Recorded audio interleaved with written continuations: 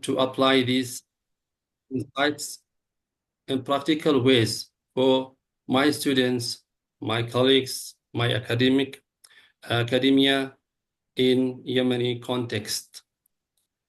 Inshallah. Yeah, sorry. Yeah.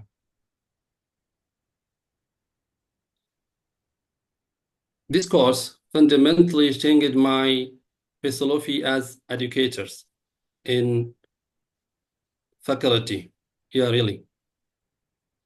I will, highlight the main essentials, reflections that inspired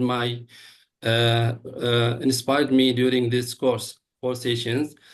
The first thing it is localized innovations. This session was held by Dr. Chu Song Lee. I learned from Dr. Chong Lee examples that the innovations comes from the real, from the context, not from the fanciest technology or the newest technology or that you use in teaching. In Yemeni context, you know that regarding to the resource limitations and also the limited connection to the internet. Yes, sometimes a blackboard, yes, can be more powerful than the financial technology in other country. Yeah, that means we can say the innovations comes from the context, from the real context. The second reflection, personal reflections from this course. Yes, I have learned from the Miss Manotha, yeah, if I'm not mistaken. Manotoha, yeah? Yeah, empathy first. Empathy comes first. Understanding your students or my students' daily lives and their struggles is the starting point of relieving or delivering the missing or the educational pedagogical content to them. It is the starting point, and also the meaningful engagement comes only when students feel seen and heard. Yeah, and there is a TPAC model that can be used or to integrate with the using of the technology, but should be, much correlated with the students' needs and the students' context. The third thing, which is the critical technology, regarding to the AI revolutions and the integrations of technology, ICT in the educational framework, we need to be aware of using technology. And one moment that I have gained from Dr. Tawfiq, I think it's from Indonesia, is that we can treat with AI as a mirror. You know that sometimes the output of using AI tools or technology sometimes maybe reflect the Western culture or the Western outputs. Sometimes they may erase the integrity or may erase the identity of our students. So the main thing is that how can we create the prompts or using these tools or teach our students to create the prompts, in relation to their cultural relevance, in relation to their culture, in relation to their history, in relation to their cultural norms. And also the third thing is about, from Mr. Wagas, we explored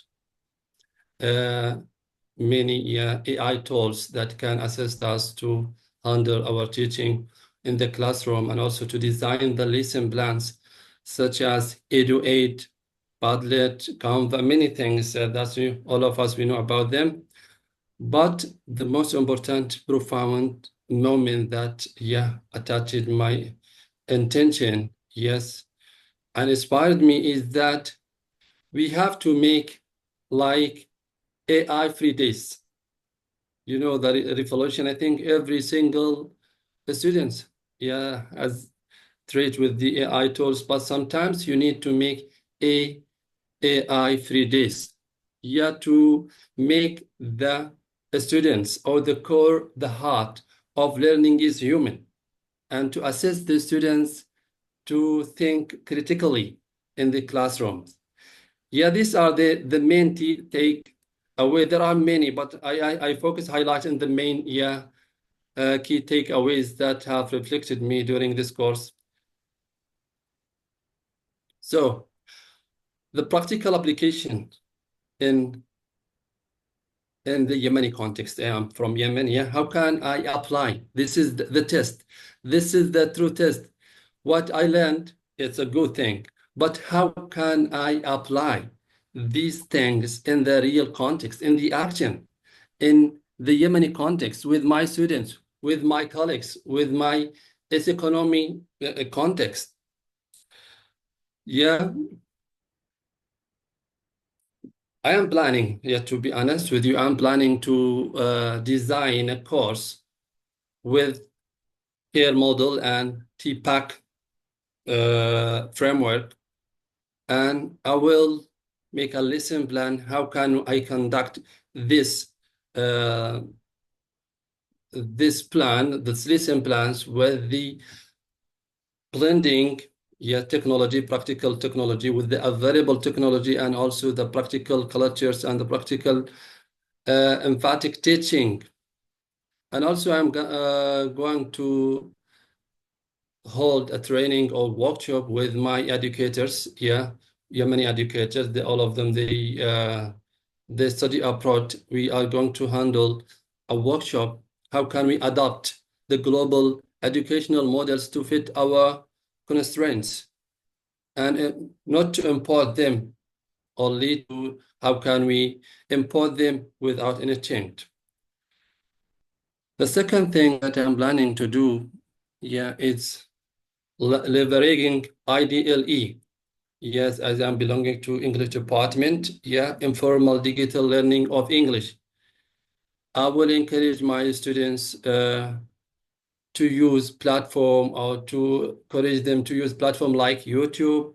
Yeah, the existent, you know, that the existent platform regarding to the uh, internet connection in Yemen, and also the resources limitations in Yemen. Yeah, platform like YouTube, WhatsApp, Telegram. Yeah, and to make a collaboration among them, to do assignments with their groups, and also to help them using the technology, yeah, blending the technology with the collaborative learning with their peers in classroom, and also in outside of the classroom. Okay, Fadl, we have 3 minutes to go. Oh yeah, so I was trying to speed up my speech. Yeah. Also the balancing, how can we balancing the digital and humanities? Inshallah, inshallah, as I mentioned, how can we focus to uh, create, yeah, a free days without AI tools. Yeah, students tip page collaborative, or maybe storytelling, to ensure creativity and well-being remain central, to make it human, yeah, more than yes, using the AI tools. You know, that's over relying on AI tools or digital, maybe, yeah, weaken our skills or our students' skills. My vision, yes, to speak, because regarding to the time constraints, yeah, my visions to be my long term. I have two visions. Yeah, thank you for the staff. Thank you for the speakers that inspired me.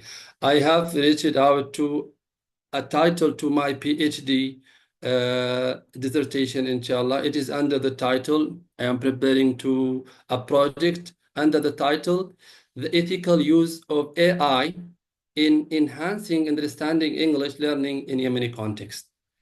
This is my long-term uh, goal, inshallah. After that, institutional impact, maybe I'm going to found a faculty training with my colleagues if they study abroad about how can we employ these educational models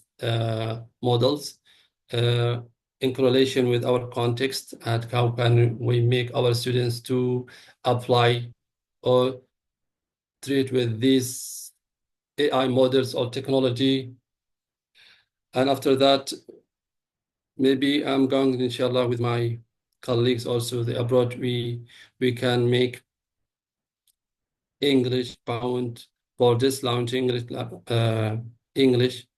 yes, beyond borders, to use some models such as TAB, CARE, PTAB, CARE models. Yeah, that's all from me. Thank you so much. Thank you for the staff. Thank you for all the participations. Thank you for this opportunity. May God bless you. Thank you so much. Thank you so much, Fadl. That was an incredible presentation. Really nice to hear your reflections, especially how you related that with Yemen. Thank you so much. Now, with that being said, the next participant.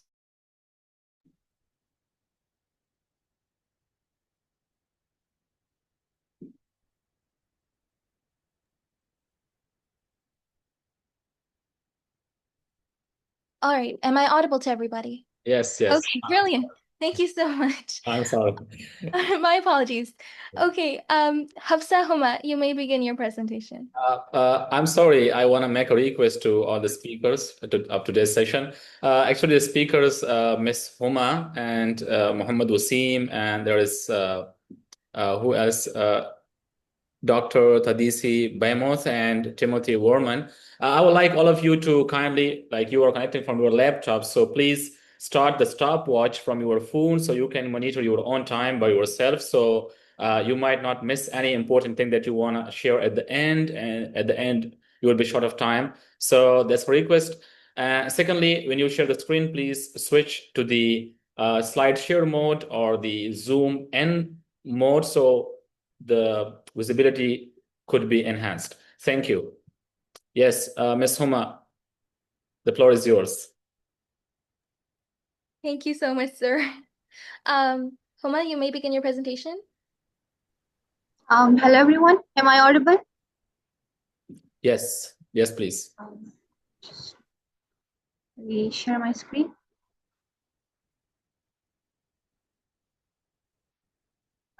So is the screen visible? No, it's not visible.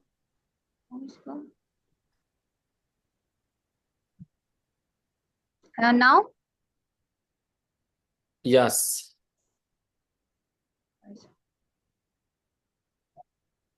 All right. So hello everyone and greetings. I hope you all are doing well. My name is Hafsa Huma and I'm from Pakistan, Peshawar. So I'm a bit nervous, but let's see. So I'm really, first of all, first of all, I'm really glad that I got this opportunity to present my reflections and my learning this session. This presentation traces a personal and a pedagogical shift because it was all about teaching with psychology and technology. So it is about how psychology and technology can be used in a teaching, especially in language learning. But I think more than that, it's about how we think of our roles as teachers today. When starting this course, I did not know that I would be able to learn so many things from it. But I'm really glad that I joined this course, and honestly, I had this opportunity to learn a lot of things. Before, I used to think teaching was just about delivering content because I have 1 or 2 years experience in teaching. But now I realize that it's more about designing inclusive environments and experiences, and it's more about the ethical role of a teacher in a classroom. So this whole presentation explores that how care, critique, and creativity must shape our engagement with technology, not just in tools, but in thought, how we process these things, how we process these tools, and how we make sure that the students or the learners are learning things from those innovations. There's this striking point that this is an invitation to rethink what it means to teach in a world shaped by algorithms and automation. This is a meta-modern world, the world of technology, the digital world, where we also have anxiety, alienation, isolation, and fragmentation. So keeping all these things in mind, we have that, like being a teacher or being an educator or developer of a plans, we have to keep in mind these factors as well, and we have to arrange our things accordingly. So there were a lot of points like I learned in this course, but as the time limit is less and we have to like summarize it. So there are a few points that I learned, and I would love to share it with you people as well. The very first key point is teaching as ethical engagement, not a transmission. So a teacher is no longer a transmitter of content, but a weaver of ethical, inclusive, and liberatory learning spaces. That I learned that teaching shouldn't just be about giving lectures or information. It's about the care and the creativity. So instead of just being someone who tells students what to learn and you have to learn these things in this period of time, we should tell them that how to learn. And the teacher should act more like a guide, someone who creates safe and respectful and critical learning spaces for the students.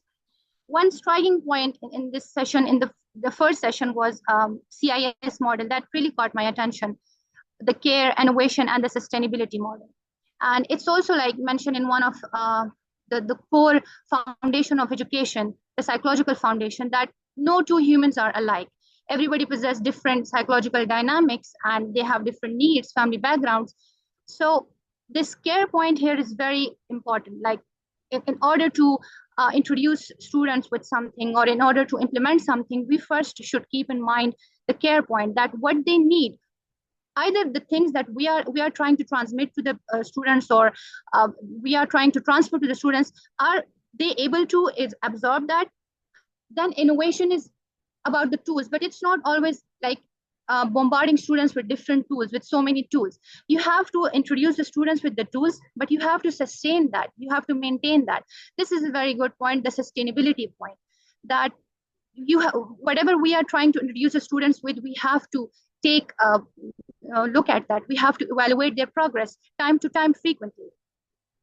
So, and again, like even a simple tools can do a lot if there's human intention behind them. So we don't need to bombard the students with a lot of tools. Even few tools could help them. And as Dr. Lee had mentioned, the tools, the Google Assistant and the Padlet. The Google Assistant, like I myself am really weak at tongue twisters. So that would help me as well, and my students as well. Then understanding the social impact, another key point, that learning is not isolated. It is a combined process. It includes your culture factors, social factors, economic, political, and your surrounding factors. So it's inherently political and cultural, leading to self-ownership. Observing students design and pursue their own language challenges reveal learning as a deeply meaningful. The example mentioned by Dr. Lee, that a 14-day challenge was turned into 18-day challenge. So that's because they had different needs. They have different cognitive abilities and picking power. So, and that's when learning becomes meaningful, like when it's theirs, not just something forced on them.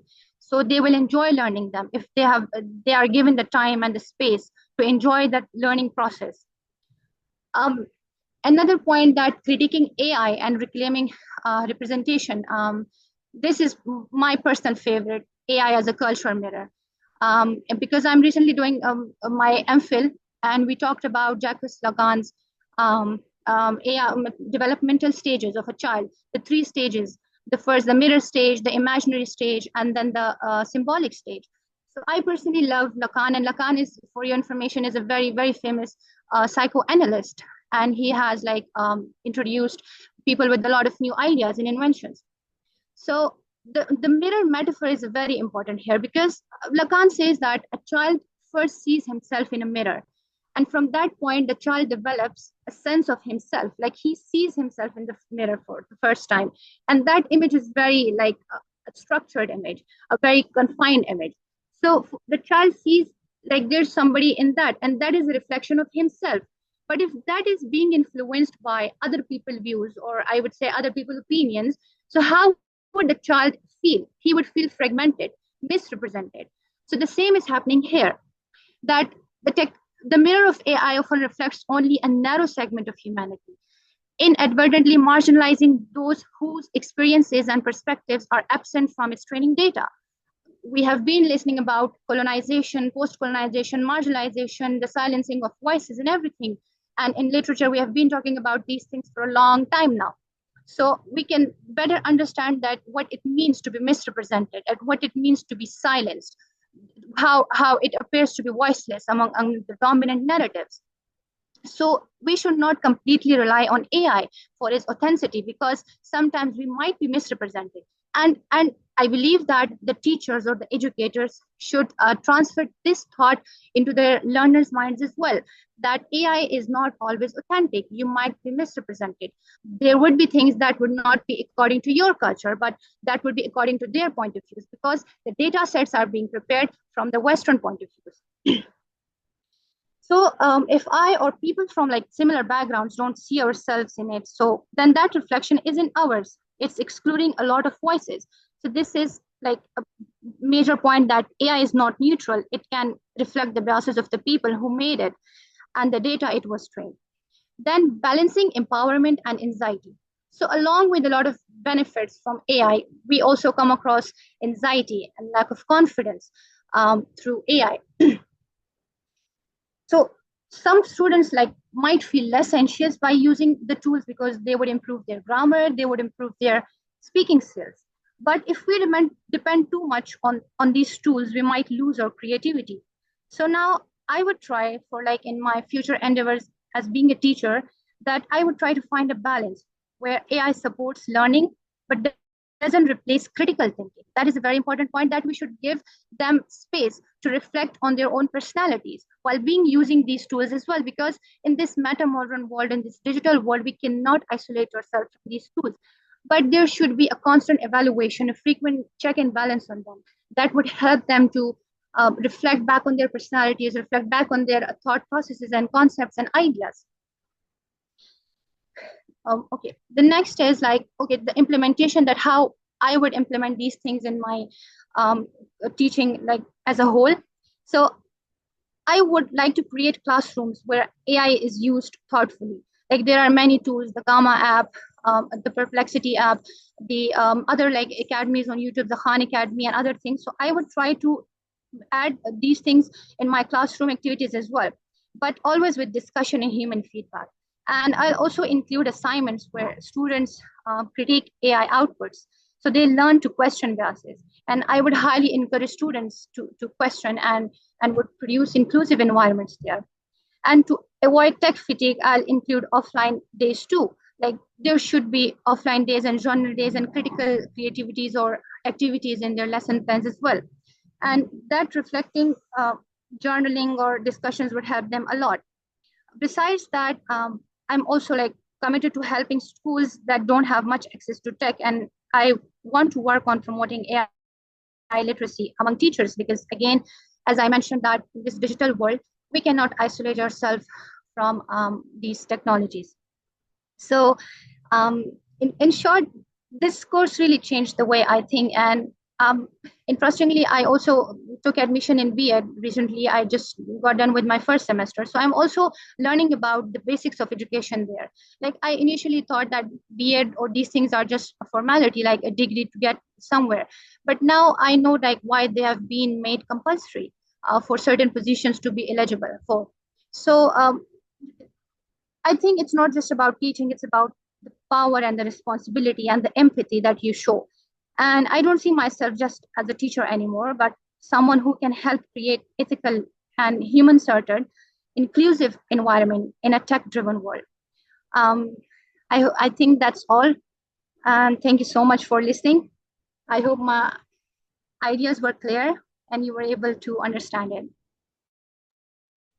Thank you so much, Hafsa. That was incredible. A really insightful session. Definitely loved hearing the way you critiqued it, your point of views. It was definitely interesting. Thank you so much. Now, with that being said, we're moving on to Mr. Muhammad Wasim. Muhammad Wasim, you may begin your presentation. Assalamu alaikum. I am audible to all of you. Yes, you're audible. Kindly share your screen.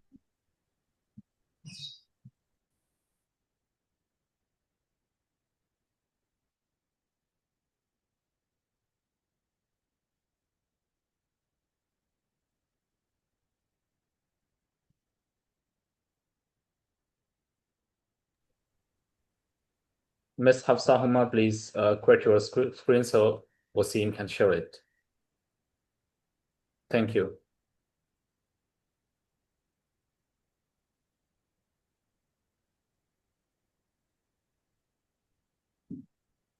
So are you there? Yes, please. Please share your screen.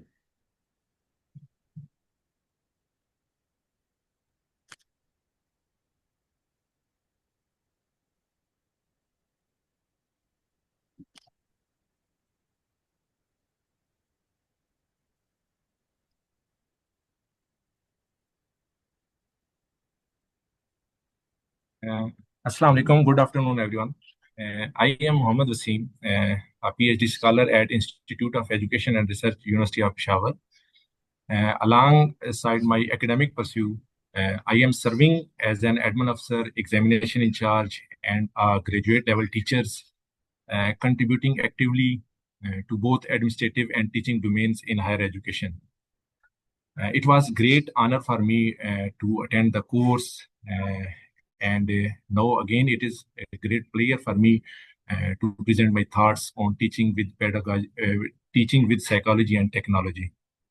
And this course is especially very significant in today's evolving educational landscapes, where understanding the psychological needs of learners and integrating technology effectively can transform the teaching learning process.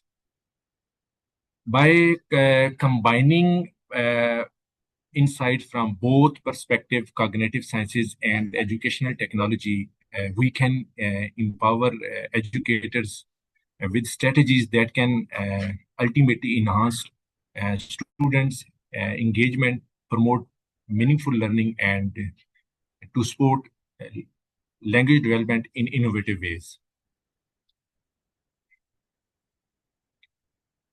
I will lead my session with session by session, and I will present my reflections on each session, and as well as along with that, I will also explain my practical application, how I am applying these findings or takeaways in my professional life. First session was presented by Dr. Lee, and there are 3 points for me in this session as a takeaway. First was Dr. Lee has introduced that there is a gap between academic impact and the social impact. It mostly happened that the academic research remain often as among the scholarly communities only. However, the social impact focuses on the real life problems and creating meaningful change. For that purpose, Dr. Lee has highlighted and insisted that we should have to focus on the localized innovation that encourage context-based solution instead of depending only on technology or the academia. For that purpose, he has introduced a SIS model, that is care, innovation, and sustainability, as a practical framework.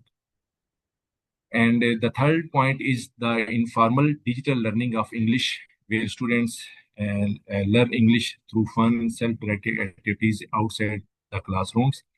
When I see these takeaways in my professional life, and I found that we are also working on this, and our institution is also providing these opportunities to our students in this context as well.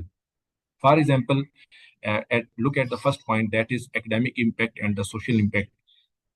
From the academia, it has been proven that the women education can transform the society, but it remains in the academia.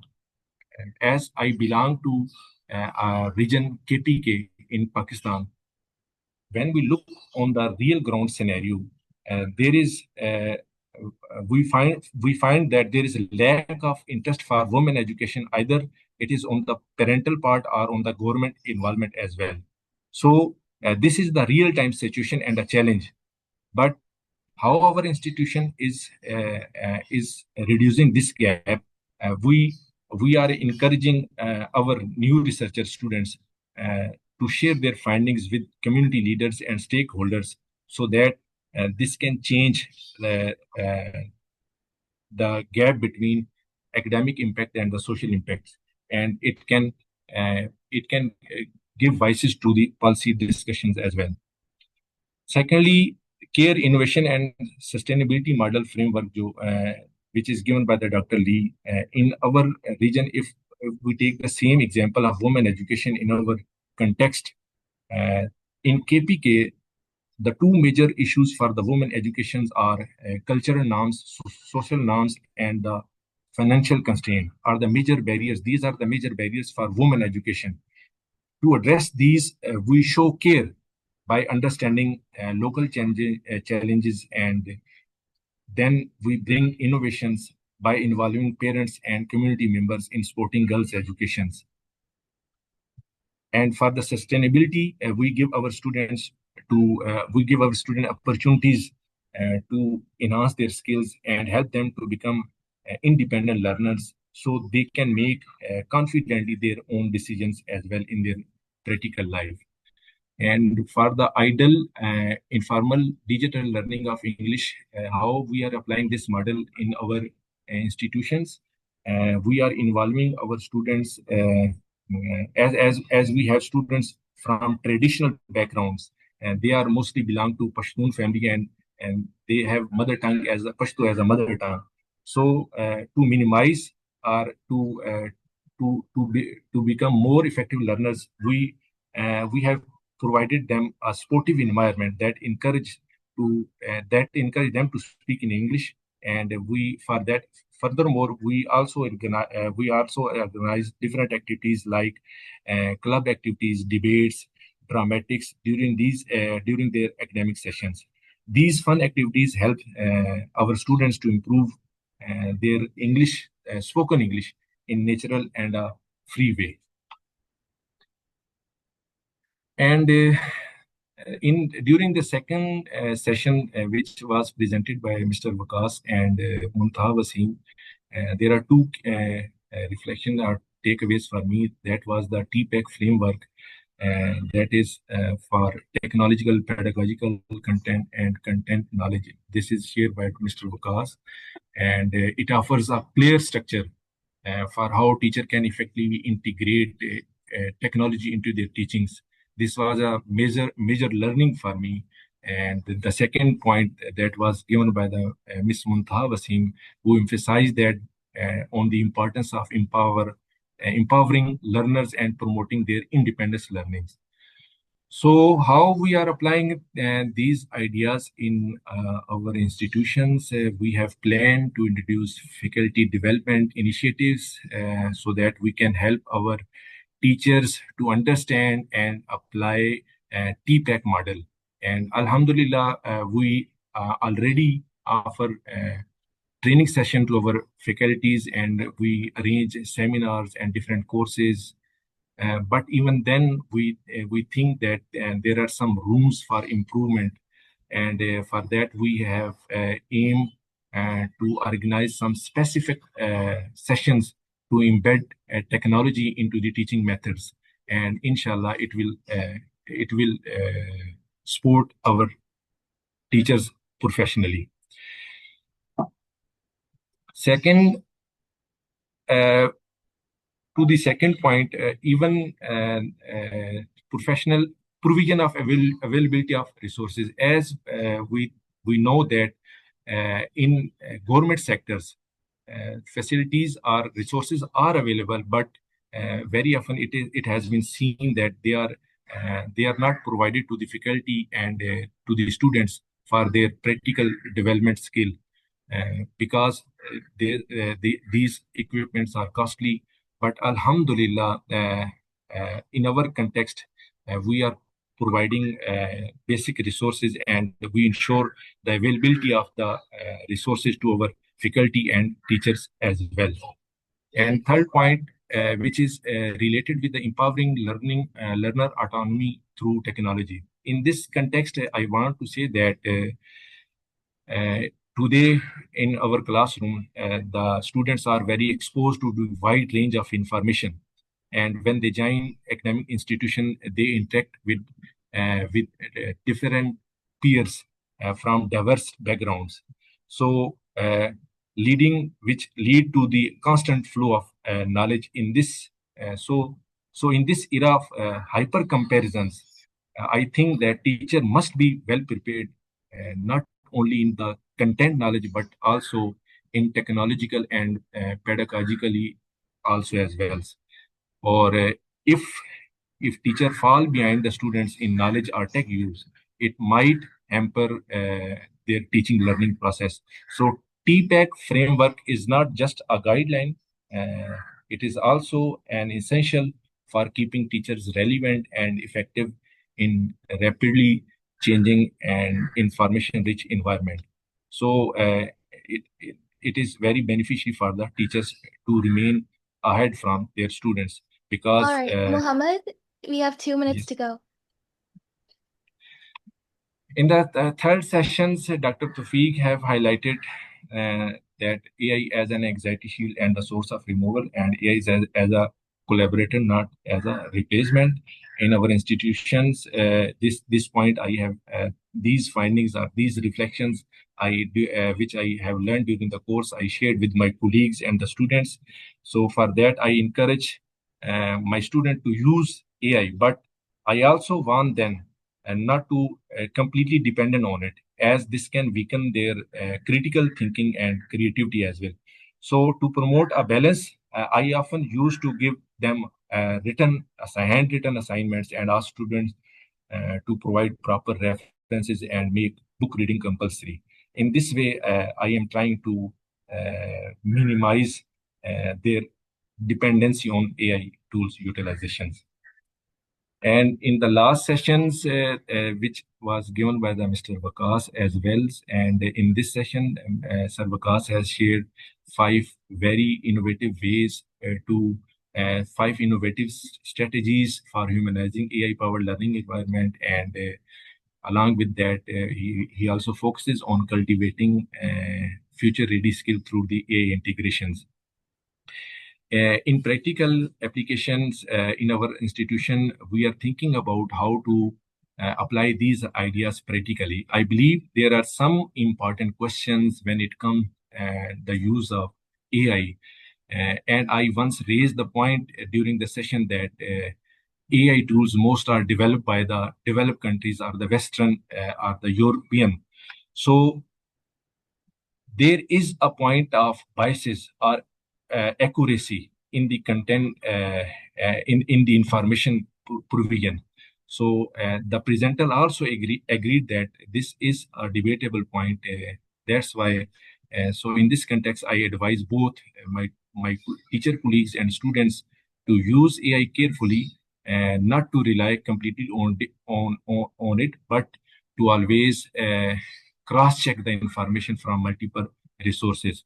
To reduce over dependence on AI, we usually use to organize debates, discussions, and academic forums where our students are encouraged to express their ways, their views, and we engage them in critical thinking and participate in research-based dialogues. Which is the basic part of, I think, to build the 21st century skills. That was all from my side. I hope I have cleared my takeaways and reflection of the course as well. Absolutely. Thank you so much, Muhammad Wasim. That was incredible. With that being said, I would now like to invite Tadisi Welchbriel Baymont. I hope I'm pronouncing that correctly. Please start your presentation.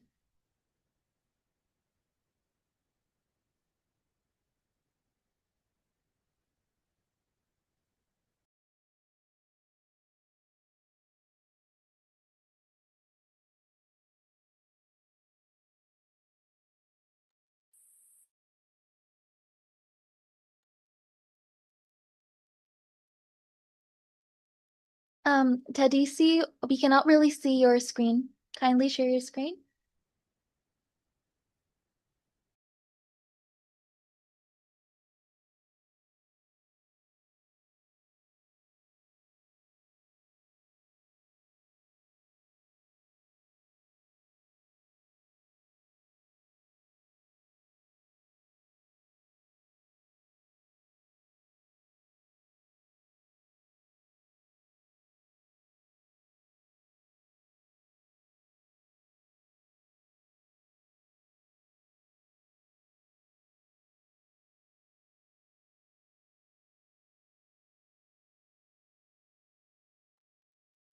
All right, it seems like there's an issue on your end. All right, so I would now like to ask Timothy Decorler Warman to share his screen. We'd come back to Tennessee after this. Timothy, you may start presenting your presentation.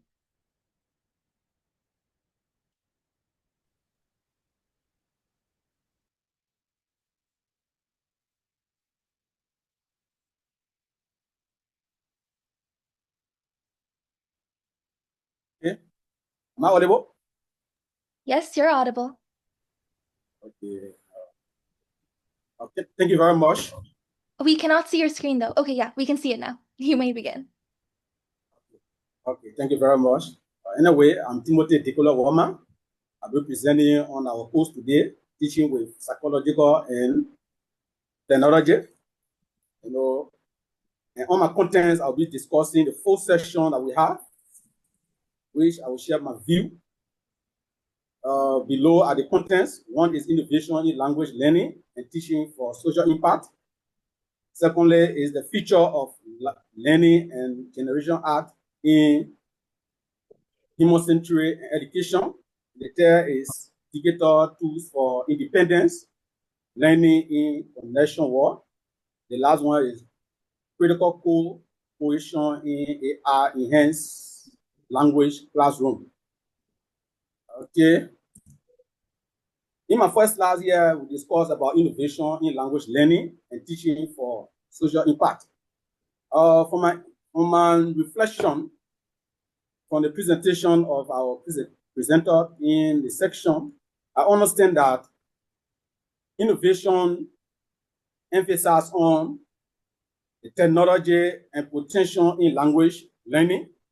We highlight the importance of effective and inclusive experience. And in this section, the key takeaway include technologies enable learning, culturally responsive teaching, community-based initiative, and AR power adaptive system, and human AR collaboration. You know, we're talking about innovation. We're discussing about the ideas individual use to create, the creativities of the person, processes, the development, the vision, the inspiration, and the growth of an individual to adapt a positive, profession and career in future. So in application, I plan to integrate this concept into my teaching, designing innovative lessons that which have to do with leveraging AR and promote social impact, driving student success and language learning effectively. And I believe this approach will enhance student outcome and promote inclusivities. And then the second slide discusses about the future of learning and generative AR in individual-centered education. In my reflection, it emphasizes generative AR potentials in human-centered education. And then we'll understand, we're discussing characteristics that fall within AR generations in society. They will have all the platform of AR which we use to do our own research and get some information possible for future use. And in the subject, in this section, I got a key takeaway, which include the AR power adaptability and learning. They'll discuss the human AR cooperations and ethical AR integrations. When we say we are discussing that AR help us to adapt to a lot of systems in terms of learning and make us to have a potentials and trust in individuals like ourselves. So I understand that in using AR, there are a lot of things involved. There are other things that we are not understand about AR, but through our studies of the AR process, I got to know how AR is being used. And then in the practical application, I will apply this concept about leveraging AR to personalize learning, to design collaborative activities, and prioritizing ethics, which I understand that these approaches will create effective, inclusive, and human-centered learning experiences driving students' success and social impact. What that means, I'm saying that in the future, from what I have learned today, I can adapt this by helping students and comrades of my kind to see how best they can have a positive way of using AR, of how to adapt to AR uses, how to personalize them, and how to have the positive and the negative, analysis in terms of using AR. And then in integrating AR responsibility, we understand that it enhances teaching and learning, promoting positive outcome for students and society, and redefining education feature. So I will use it positively to help students in future and even in society to help them in order to redefine education in future. And then my third slide, how to do with digital tools for independent learning in a connected world. According to my reflection, I emphasize digital tools roles in independence language learning. What that means, we are all from different kind of a background or understanding in language speaking. When it comes to language, we have different ways of speaking in language. But then to adapt to this system, we have to, privatize ourselves by bringing this AR feature to us in order to connect to other people in the world. There are some things that we don't understand, but when we come to the use of AR, it helps us to evaluate and to do critical thinking. So in this section, I take down key points we have to do with self-direction platform. In self-directed platform, they have to do with what platform individual can use in order to have a complete control over their own learning. And then we discuss about our mobile app, using mobile app in order to help create a learning ability in individual feature. And also online resources. Like for example, I was working on some money and I saw this particular platform which today I'm learning from.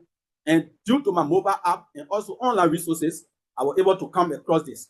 So I will help in future to see how best this thing can be, going to fit into practice.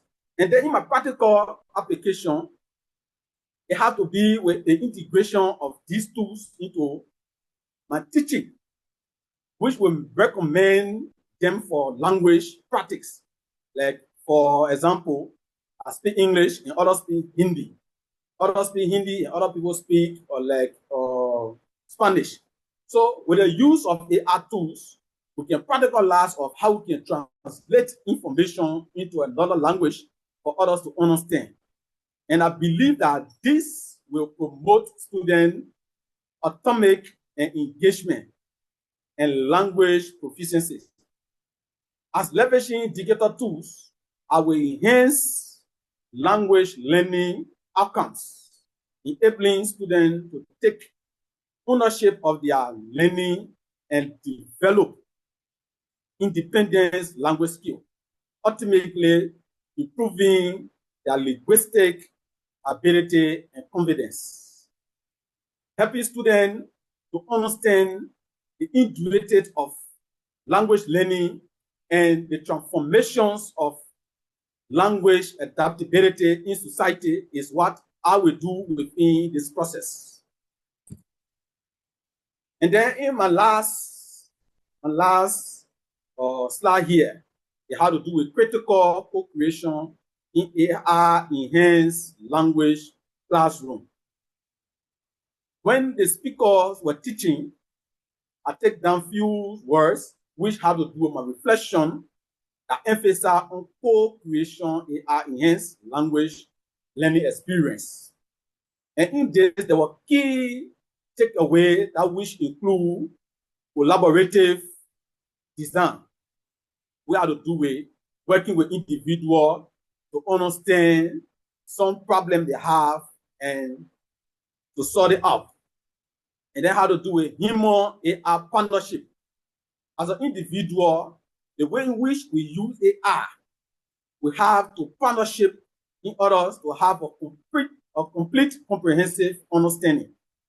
And then we have to do a critical evaluation of AI generated contents. You know, in using AI, we have to be very critical in order to understand what we are generating from AI. Because sometimes our comrades and other people, sometimes they go on social media, like AI tools, and they just copy anything and have to do with something they want to trust in order to work with in future. And that which have to do with say no. In order to use AI, we have to critically think and evaluate what we are learning from AI in order to make it our own understanding. So in a practical aspect, I will co-create learning experiences with students, which may help each student to cooperate together in order to have a comprehensive understanding. Leveraging AI strength to help the students' strength with AI in order to have a comprehensive analysis in how to evaluate things or evaluate AI composures. Then we have to do with fostering human AI partnership. Yes, like I was saying before, we have to partnership with individuals in order to understand the origin of such AI material that we are using. Then, as critically evaluating AI generated content, I will ensure accuracies and relevance. So, in using this, I have to be very critical in using AI in order to ensure accuracy of what I'm learning from AI and also to compare to what I have in mind to do a positive analysis in order to draft a concrete goal for myself and my student in future. So in the practical days, as I'm saying, we have to show ourselves that what we are learning, we should be sure of what we are learning, and not just to copy something and then take it in the public in order to express it out. So I have to engage in a lot of things like going beyond of what I'm getting from AI and then comparing them in order to come up with a concrete analysis. And then student-centered learning experiences. What I mean, sometimes you have a student, like for me, I'm a student, I'm still learning. So sometimes I got confused on some, or uses of AI. But then in doing this, it had to be very, very critical into it in order to have this learning a better experience for yourself. So harnessing AI potential in language education to enhance student outcome and promote innovative learning and teaching practices. So I will put this into a practice to help students in order to do a permanent practice, to innovate yourself, to privatize a positive aspect of AI uses in order not to have some problem in future learning. So from this learning today, I understand that AI is all about how we use ourselves and understand the environment, our culture, our learning space, the artificial, which is our main goals in the curriculum that we are learning within institution. So with the AI, I know that we can subsidize and help individual, our students, and ourselves to improve in a positive future as we live in the technological world. So for this, I will say thank you to the organizer of the institution and the president. The institution have done well, and I have learned a lot of things. Although we are not perfect in everything, but from what we have learned today, I believe that we adapt it to live by it in future. And I thank you to the institution. Thank you very much. Right. Thank you so much, Timothy, especially the point where you mentioned that, using independent language learning and how we should use artificial intelligence to understand people better and share your point of views to individuals who don't understand your own language. Thank you for that. Now we're moving on to our final speaker for tonight, a final presenter, Tadisi Welchbrill Baymont. You may begin your presentation.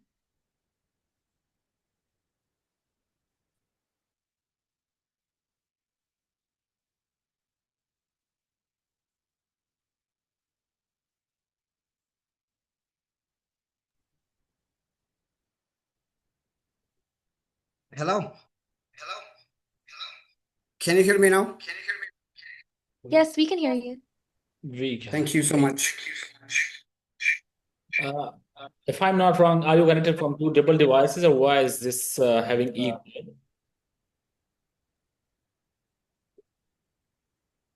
Yes, sir. Yes, sir. There is an echo. Yep.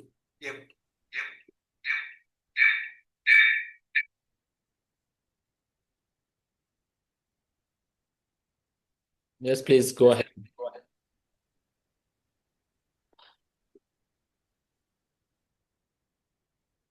Okay. I'm sorry. Are you connected from two devices? Yeah, I've been using two devices. So please turn off the speaker on Okay. both of them so it cannot be echoed to each other. All right. Yeah, thank you. Now, can you listen me? Yes, please.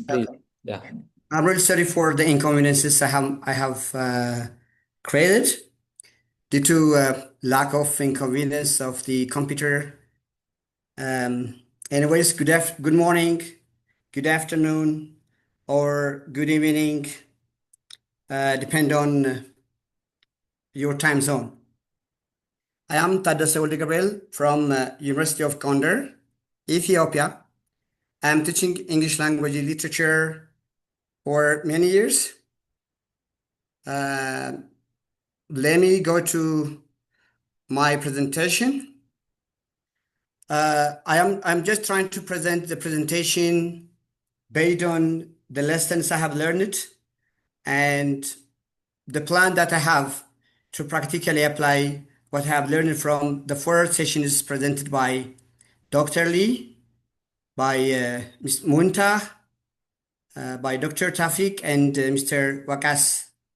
So having this one, in session one, I have learned that innovation means novelty of ideas, methods, or products that can truly improve the livelihood of human beings or that should have social impact. Of course, to bring that social impact, we are expected to localize the innovation. We cannot really put into practice what the innovations, the new innovation into a given society, unless we understand the nature of the settings and the demography of the learner. It's very difficult to put into practice innovation. So we are expected to put into to localize innovation. Of course, innovation should not be created for the sake of innovation. It should be created to bring about positive, lasting social impacts. So to do this all steps, we're expected to understand and identify the real needs and problems of a target beneficiary. And again, we have to define really the problem in a realistic manner. We don't have to really put into practice, we don't have to plan things haphazardly. We have to plan things, we have to identify things, we have to define the problem based on the situation that can be realistic, achievable. The other thing is we have to link, I am going to, of course, link the problem to the international and local contexts. Therefore, innovation methods has to be involved by involving local expertise who really knows the depth of the problem, the culture, the context. Therefore, Innovation should not be put into practice as it is, but we need to involve local experts who know exactly the problem, the context, the magnitude of the situation. Again, we need to really talk about sustainability. I know there are many technologies, innovation that can now pop up these days, but these innovations should be sustainable. To make it sustainable, I am going to scale up it, and I am going to use the train-trainer model, and I am going to be very much passionate about the problem. So persistently, I am going to engage with the problem. Of course, from Dr. Lee's presentation, I have learned that I need to create digital learning space for my students. For example, I may use Padlet, or I may use discussion forum or forum of discussion, so that students can add questions and answers, get answers from the others in the course. This tool, particularly the forum of discussion, can let students learn and the instructor a place to interact with each other in a distance. The other thing is I have to understand the student's informal digital learning of English need, and I have to nurture it. I have to back up it. I have to scaffold it so that students can learn a lot. This scaffolding or creating digital learning space for my students will help them immerse into the learning meaningfully and enthusiastically, and then it will help them to express their culture and enjoy better outcomes. From session 2, which is presented by Munta, Your Learning Your Way, Digital Tools for Independent Education in a Connected World, I have learned that the students should take responsibility for their own learning, and I have to help my students to take responsibility for their own learning. I have to encourage self-directed learning because it's more important than entirely teacher-centered learning. Nowadays, whether we believe it or not, whether we accept it or not, there are a need for digitalization, a need for technology, a need for different modality of learning. Therefore, we have to encourage students to learn self-directed learning. We have to encourage students to learn by their own. So I am planning to employ digital tools in my teaching. As I said, Padlet or Google Doc and other digital tools in my teaching, says I believe that they can promote self-paced learning. They can increase engagement and learning style support. They can really provide students with personalization, collaboration, accessibility, and progress tracking. Therefore, I have to incorporate in my lesson students' voice. I have to empower my students to say what they have, and I have to give them a choice to learn. Of course, there are challenges in digital independent learning.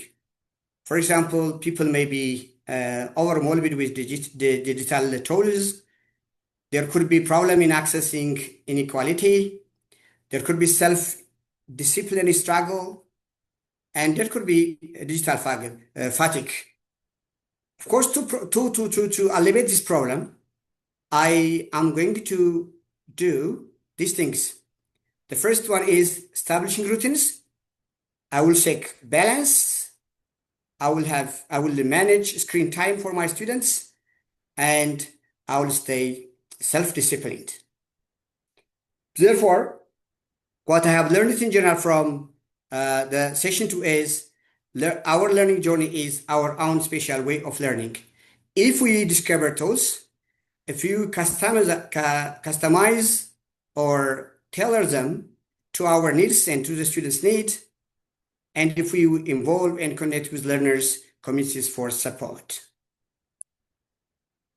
From the third session, which was presented by Dr. Tafik, critical co-creation. I like that part, by the way. And AI is an anxiety shield since it reduces fear of imperfection. But we have to know very well that we don't have to really depend entirely on AI. AI needs a skill that can, that can really make people to craft effective prompts, refining and crafting outputs, and employing AI as a collaborator. AI as a co-creator, not a replacement of human beings. AI cannot be an author as well. The role of human creativity and critical thinking should add layers to express and address cultural complexity. I know that the issue of AI is, one of the challenges of AI is AI tools usually reflect Western-centric biases, which is lack of diversity in, for example, generating images, or maybe representing gender or culture in one domain. So what I have to do is I need to really incorporate many things that can promote diversity, a tool that reflect global culture. And we need to stay disciplined.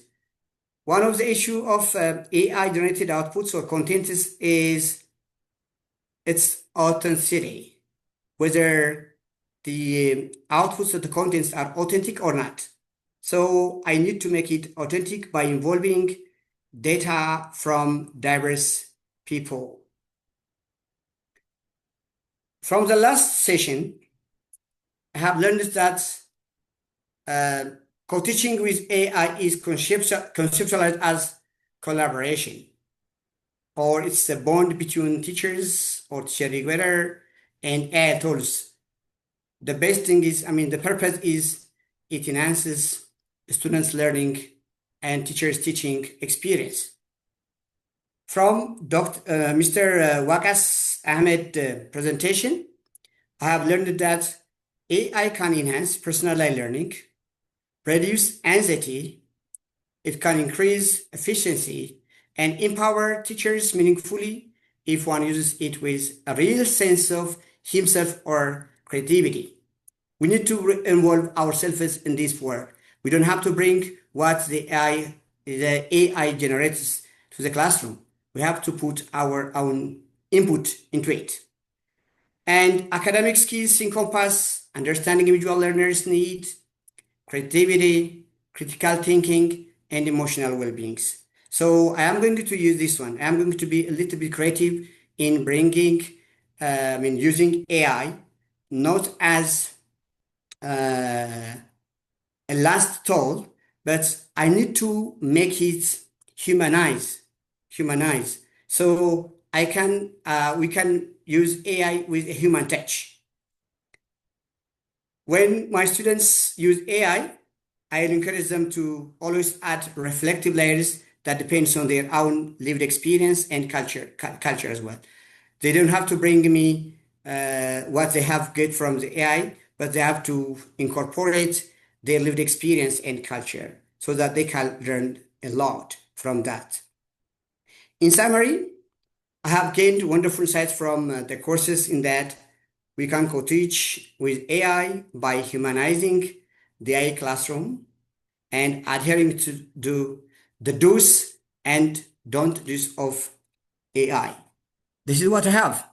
Thank you very much. All right, thank you so much, Tedeschi. That was a really nice presentation. All right, so that brings us to the end of the presenters and their presentations. Thank you so much to each of our brilliant presenters. Each of your reflections were honest, thoughtful, and deeply moving. You've also not only presented your journeys, but also how your culture is, related to the artificial intelligence that you use and your experience with artificial intelligence, and that we appreciate. All right, so before we move toward the closing, we'd love to open up the floor for a brief Q&A session, question and answers. If any of our participants have a question or a comment they'd like to share, either for our presenters or in general, please feel free to raise your hand. We'll take about 10 minutes for this interactive segment.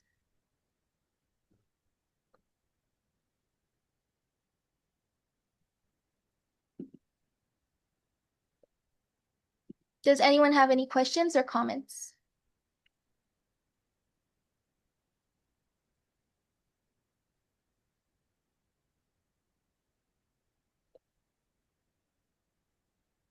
All right, so it seems that no one has questions. All right, so that brings us to the end of the session. And now it is my deepest honor to invite someone without whom none of this would have been possible, really. He is a mentor, a visionary, and someone who continues to lead with purpose and heart. Mr. Waqas Ahmed, the founder of TalentQuest. Sir, we would be so grateful if you could share a few reflective remarks as we close out this journey together.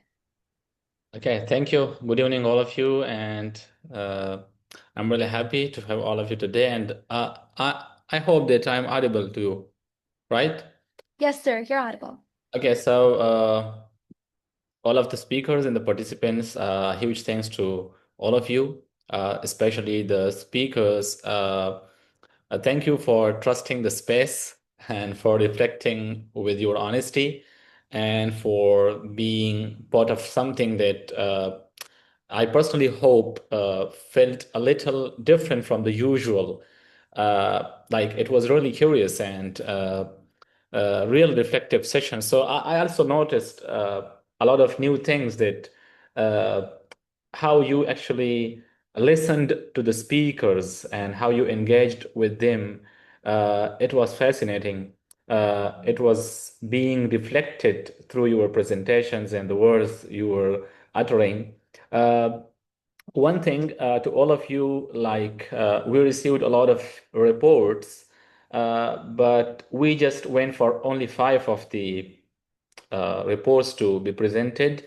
I mean, like, so it doesn't mean that the rest of the reports were not good enough, or all of them were up the mark. And I appreciate all of you, your writing skills and the way you listen, the way you put things onto the paper from the speakers, and also the way you connected what you learned in the sessions to your personal teaching life or your professional life. So that was the aim of the course, and you did it very well. You handled it with all the mass above. So I not have written some of the points from each presenters. I will just articulate on each of them in short. Was the first one, Mr. Fazil, and I hope that you get your PhD degree as soon as possible, the future doctor. So the point that he raised was the context. The context matters. Like he's from Yemen and I'm from Pakistan, so I study here in Indonesia. And so I always, when I am the only international student in my class, so all others are actually local. So whenever we are asked for a task, assignment, or lesson plan or anything, the first question that comes to my mind that is, what kind of material should I go for? Because the teacher doesn't know about my context. He doesn't know about Pakistan. He doesn't know how it was there. He just know how it was here. So the context matters, and for this, how to think about the context, the reflection is the key. And that is why we asked you to write your reflection in the reports, not just what you learn, but how you can reflect on those things and contextualize the things.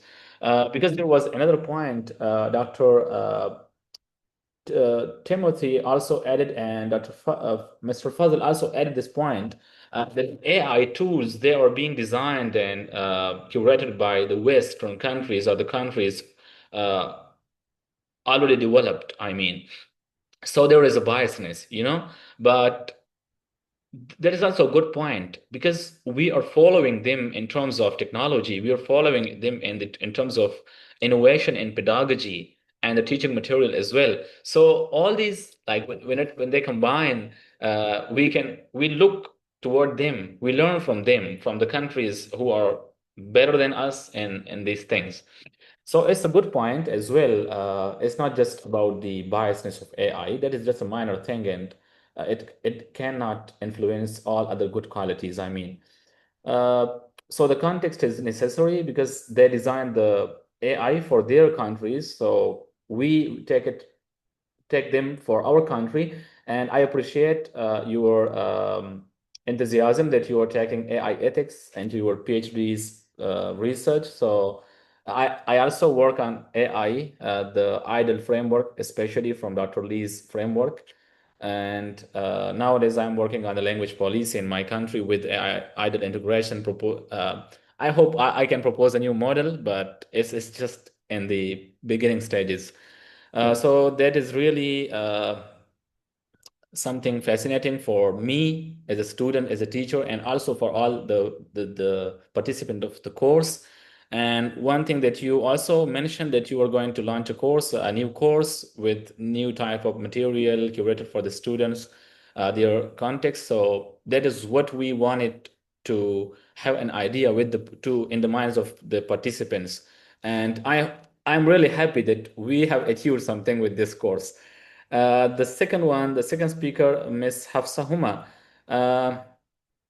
The point that I actually noticed from her presentation was the ethical engagement in the classroom, because we have the role of teacher, and connecting this teaching role not with what this student is for in the classroom, but connecting the role of the teacher from where this student has come. From where has this one come? From the society. So here comes another thing, that is social impact. You are teaching, if not creating a social impact, is not a teaching. And that is what Dr. Lees also has focused on, this thing, that you have to connect your teaching material, your lesson plan, the way you teach, a lot of other things, to the context of your students, your learners, and how it can impact their societal values, how can it impact their social life. So that is the need of the day. And if you take 100% help from AI can never tell you this thing. So this is your own creativity. You have to reflect on it. And also the model that she has picked from Dr. Lee's presentation, the CIS, Care Innovation Sustainability Model. So I recommend this to all of you. If you can manage time and read about this model, CIS, it will really, really help you in your teaching. So it's really, I appreciate you, Ms. Hafsa. And the third one, Mr. Muhammad Wasim. Thank you for presentation, and I hope that you also get your PhD as soon as possible, the future doctor. So he also connected academia with the society. The same points as I already articulated on. So we see in the third world countries, including my country, including I would just say Yemen, I would say countries from Africa or Middle East or even Asia or far Asia. So there is a problem. And the problem is the lack of innovation, the lack of facilities. We all know that. So the first thing that gets affected because of the lack of facilities and innovation is the connectivity between academia and society. Academia is doing something else, and we see something else in the society. So when we graduate from university, we don't understand where to go. And this is we need to address. This is the thing that we need to address. And he actually spotted it very well. I appreciate it. And also the TPEC. So the TPEC was the framework which came to minimize this gap between the academia and society.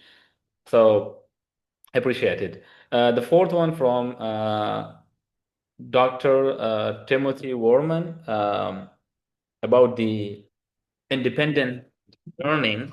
And yeah, we really need it, because as I'm telling this thing in every session, as I remember, and also in the very beginning of the course, that you are not teaching to someone who belongs to your edge, but your learners, belong to the edge that there is a very minor possibility that you can see that edge.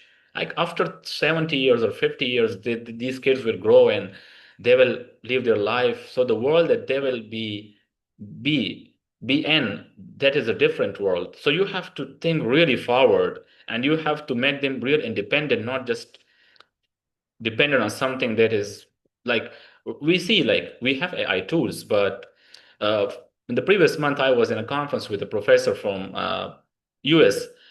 He was actually a developer of a lot of AI tools, like courses, I mean. So he told me that he asked me about my research, and I shared about AI and blah blah. So he asked me a question: do you think that AI will last longer? And I was like stunned. Really? Like AI can also be replaced with something else? And he said, yes, your human intelligence. I don't agree with this term, but he is a well-known professor, and there is something in this talk. There is something in this question that, yes, AI is not all in one. There is a test, humanizing test for AI. Like yesterday, I was reading the report about ChatGPT, DeepSeek, Gemini, and XAI, the Elon Musk's one. So DeepSeek is really low in the human intelligence. The second is ChatGPT, and then there is Gemini, and XAI is on the top, understanding the human behavior. And even I give you a task, like just type to Google, sorry, not Google, any AI tool, like the generative AI tool, and ask him, what do you think are your limitations? And you will notice that there is something common in all of the AI tools when it comes to limitations. So make them independent. That was the crux of his lecture, his presentation. And the last one, Professor Dr. Tadisi Gabriel, thank you for your positive comments on the speakers' sessions and your reflective comments as well. What you pointed out was really important about the innovation and sustainability. Like we use AI tools, so where is that something that can sustain it throughout the semester or throughout the year or throughout a phase? And where is my persistence? How can I make it so with the flow, not just for a day or 2 day or 3 day? So there are some techniques with that. So thank you all for sharing your reflections and for sharing what you have learned and what you are going to do. And I would love to share to all of yours reflections. But again, due to the time limitations, we just went for 5 of the presenters, and I hope that you would have enjoyed all of them. And secondly, I want to add that the evaluation that we have conducted was completely fair. So we have sent the report, the evaluative report to all of you, and I hope you would have read it and reflected on it and tried to improve what you are lacking in that. The recording of this session will also be uploaded and it will be shared with you. Regarding the certification that a lot of the participants are asking, so the certificates will be issued to each of you, and it will be sent to your email. Just give us a few days. We will also inform you in the chat box in the group, so you can then check your email. Another thing, this course was not meant to be only having 4 speakers. As I stated earlier, I had intentions of 8 speakers, but then June and July, like months where semester ends and professors and lecturers around the globe are really busy in exams and reports and everything. So a lot of speakers that I had in the list, and they agreed initially when I was planning about this course back in April and May, but then all of a sudden they apologize because of their schedule. And I still have a lot of speakers, but I didn't want to make everyone speaker in this course. You understand that. So the next session, the next series or the course you can call is going to be held in October. So for that, we already have 2 speakers nominated from now, and they have committed and they have sent their schedule and even their everything. Like 2 sessions have already been finalized, and they have given their dates and times. So stay tuned, and we will share the information regarding that course later on when it is launched, probably in the end of September or early October, but probably in the mid or end of September. Another thing I wanted to share is you shared your experiences, and I, like Mr. Fazal said, that it is not reflection, it is experience. So it was really catchy. So the course, we designed it and we requested the speakers. We tried to have speakers who you understand better and who you can learn from better. So the session was about listening together, the course as a whole, growing together and making collaboration. So I think we have achieved, if not all, so many of the goals of the course. And I'm happy with that by evaluating this thing from your presentation and your engagement. Another thing, like we talked about the cognitive science, like the psychology, pedagogy, or artificial intelligence, and even the anxiety that we have in the classroom or our students have. So today session gave me a thought that all these things, like even I noticed really minor details that the presenters have picked. And even I noticed this thing in the reports when I was reading like some of them. So I noticed this thing over there as well. Before we truly close this session, I will repeat my habit, which I which I usually do. And that is I want to leave you with two questions. And these are not the questions that you need to answer now or later, but you need to sit with these questions, reflect, contextualize, and visualize in your own context where you teach or where you live and where you study or where you will teach in the future, like maybe a different country. Like most of us are now like studying, so we study in a different country and then we go back to our country, right, for teaching. I mean, so let me share my screen so you can see the questions as well.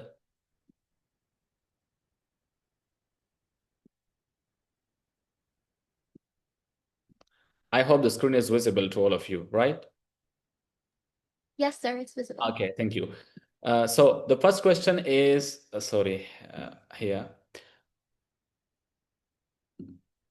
Is it visible?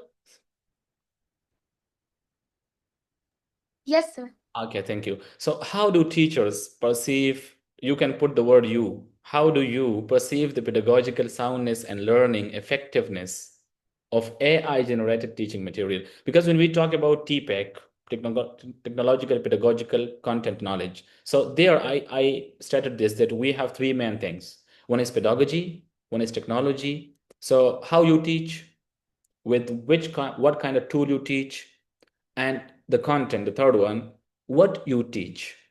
So nowadays we can generate the material, the teaching material, with the help of AI. So when you generate the teaching material, how do you perceive the pedagogical soundness? Do you think that this material you generated from the from this generative AI is actually pedagogically sound? So from where this pedagogically are, what are the theories that you are following in your classroom? You need to know about them. After that, if you know about them, you can easily answer that yes, this material is really pedagogically sound. Think about your learners, like the students you are teaching. If you provide this material you just made with generative AI, right? Like you went with the command, the prompt that please generate a lesson plan, this. You have a lesson plan from AI, right? And now you are going to teach this lesson, like following this lesson plan and this material in the classroom. So how your students will think about this material, how would they feel, how would they connect this material with themselves and also reflect on their social life. And like if you come up with something, the material I mean, and you just want to say something, like fill the gap in the classroom, the silence I mean. So that is not the purpose of to teaching the material. It has a lot of purposes. So think about the classroom, the learners, your course, your subject, your topic, and also the most important thing, the goals. So how do you perceive the pedagogical soundness? How can you judge or rate the pedagogical soundness of the material that has been generated with the help of generative AI? So that is the question. The second question is, how do you, like the teachers, how do we all experience their evolving role as critical curators in selecting and adopting AI generated resources for their classrooms, right? Like, generative AI is really smarter than you. It's like, we just earlier said that it is not, because we have this human intelligence, but there are areas it is smarter than you. So it can generate materials faster than you can even read. So when you generate something, can you read everything? No, it's not possible. But the question is, do you really need to read everything that you generated from AI? Or as a teacher, do you really need to use each and every material, each and every thing generated which you took from AI? No. If not, what to skip? That is the real question. So how to curate the material, how to filter it according to the context, how to adopt it to your learners' mindset, background, their social and whatsoever it is, their psychological needs. So you need to edit. There is the word edit. How can you edit? You have to reflect. How? Again, how you play this role to be a curator in the classroom, not just like if you just use AI and come to the classroom, you are not teacher. What are you? Who are you? You are AI user, right? So the thing is how you play this role. So where is your identity as a teacher? Because I remember one of the presenter added that the role of a teacher is not to provide material. Yeah, it's true. The role of a teacher is not to transmit material from his mind to the learners, right? So what is the role? What is that role, especially with the use of AI? So when we talk about these things, we need to understand this urgency and we need to reflect on these things. So these are the two questions that I wanted to share with you, and you may reflect on them. So it's like a simmer, let this question take and guide your next move, your next lecture, maybe your next lesson plan, or maybe your next project or the research you are currently doing as a student, I mean. So, because the real future of teaching is not something, I personally believe, is not something that can provide best answers to the students. No, but how can you make your student curious, and how, as a teacher, as a human, as a person, you are curious about things?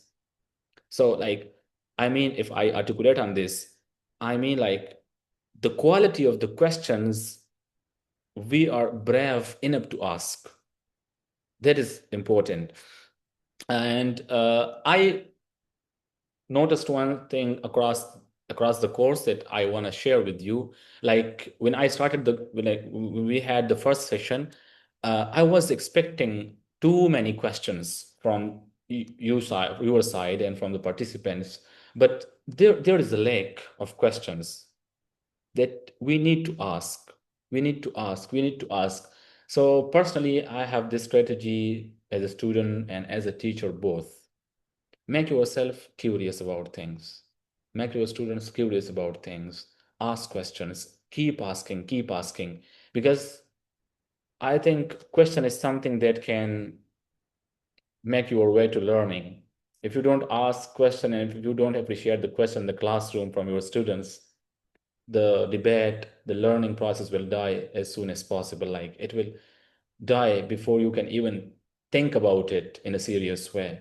So thank you for trusting this course, Mindscape and TalentQuest, and for reflecting. Honestly, I will again say, for the presenters, may you succeed, all of you, in your future goals, your studies, and the way you are teaching. Stay curious, stay kind, and keep asking, not just what AI can do for you, but what kind of teacher you want to be in this new age or in the coming 5 years. So again, from the bottom of my heart, thank you. And let's keep building, having collaboration together, learning and transforming lives. Thank you, Ms. Anika. You may end the session. Thank you so much, sir. That was an incredible ending for sure. I'm sure everyone had something that they could take away from everything from the presenters, from what Mr. Waqas has shared with us at the end. I hope you all will consider reflecting on those questions. And to all of you participants, presenters, the speakers who may not be with us right now, but thank you to them as well for being the soul of this course. Your energy, your commitment, and your presence have made this experience truly unforgettable. Even though this is our final session, the learning doesn't end here. The conversations we've started, the ideas we've shared, the growth you've experienced, they're going to ripple out into your classrooms, your communities, and hopefully your futures as well. So bittersweet as this moment may be, I hope it stays with you. I hope you carry forward the confidence, like Mr. Waqas said, your curiosity as well, and the creativity that you've cultivated here. This course may be ending, but you're only just getting started, and I truly cannot wait to see what you all go on to do next. Whether it's becoming doctors, doing research, creating programs. So thank you again. And on the behalf of Mindscape and TalentQuest, congratulations to everyone. Once again, Mr. Waqas, thank you so much for providing that environment in which we all could come together, learn and grow from not only the course itself, but from each other. So thank you so much, sir, and thank you so much, everyone. I'm wishing you all a great evening, day, or whatever time it is in your place. Goodbye for now.